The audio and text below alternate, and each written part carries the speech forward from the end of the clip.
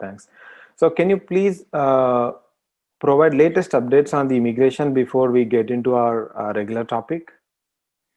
Yes, the updates for this week, I guess one is that there was recently a case that was decided for this will help in the IT sector because the court basically decided that computer programmer is a specialty occupation. That's a big deal because courts are usually not willing to overturn specialty occupation denials.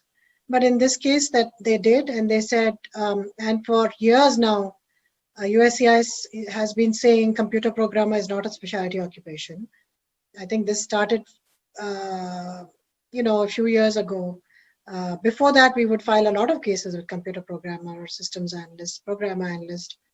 And then slowly, what was happening is USCIS was tightening or decreasing the number of occupations that you could file that they consider to be specialty occupation, and therefore, very few occupations are there right now that are considered to be specialty occupations. So one of the first one that was hit was computer programmer, and also the fact that when Trump first came to power, he issued an executive order, and it was specifically on computer programmer. He didn't say that it's not a specialty occupation, but he said that it has to be looked into closely. So there was a memo from USCIS about computer programmers.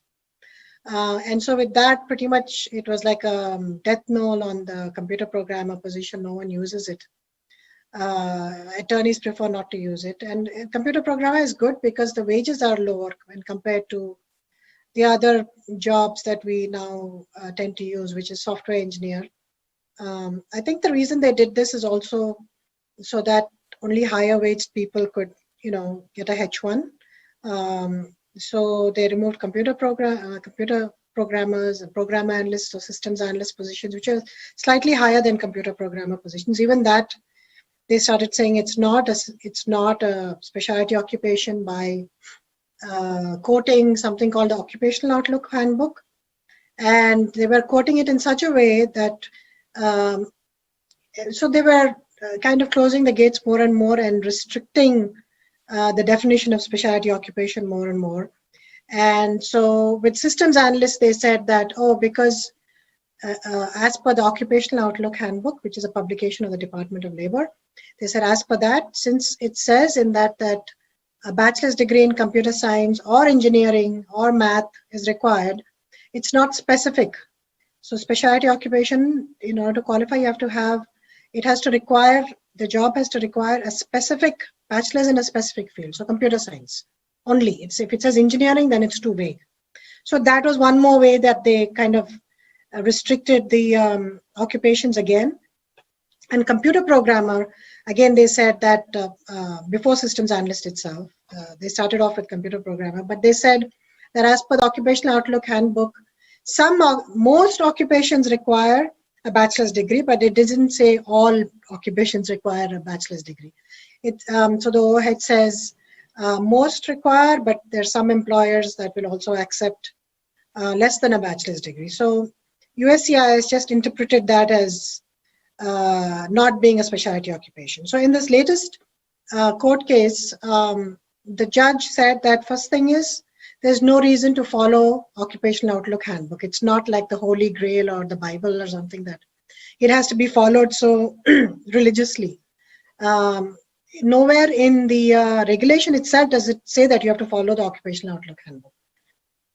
So that's a big plus. So if the employer is able to show otherwise, that industry standards are that most jobs require, or it's common for a bachelor's degree to be required for a computer programmer, that's enough.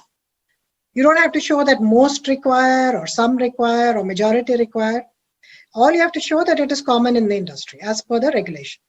And USCIS has been shifting this definition further and further to make it more and more restrictive. So they've put a stop to that. So what does it mean for us and our clients and for you? Basically, you can quote that case. It's a district court case, and if there is an RFE on your case, you can quote it and say, look, as per this judge, computer programmer is a specialty occupation, and simply because we are showing this through the job duties, and we are showing that, you have to be able to show it in each case. And so they just can't blindly quote the Occupational Outlook Handbook. So it makes it easier for computer programmer. So for those who have entry-level positions where the pay is, of a software engineer is too high, we can start thinking about using computer programmer as an alternative. So that's the good news. Again, we'll wait and watch and see, because there's regulation also, right, with reference to specialty occupation. And of course, there's an injunction on that, but it hasn't gone away completely. So I think we will know in the next few months as to where the law is with reference to what is specialty occupation and what is not, and which positions qualify. So we'll have a better idea. The other update is with reference to the visa bulletin, much awaited every month, and especially these last few months. But it's disappointing news because they're not allowing us to use the dates for filing. So that's bad news, because the dates for filing dates were much ahead, and a lot of people were able to file their cases in October and November, as well as December.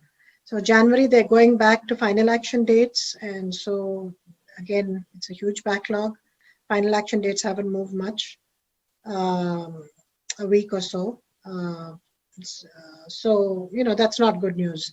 So for all those people who have filed in October, November, if the cases come back, and that's the scary part, then, you won't be able to refile it because in January, visa numbers are not available, most probably, for your priority date. So those are the two updates that I wanted to give this week. Sure. Thanks, Prashanthi garu.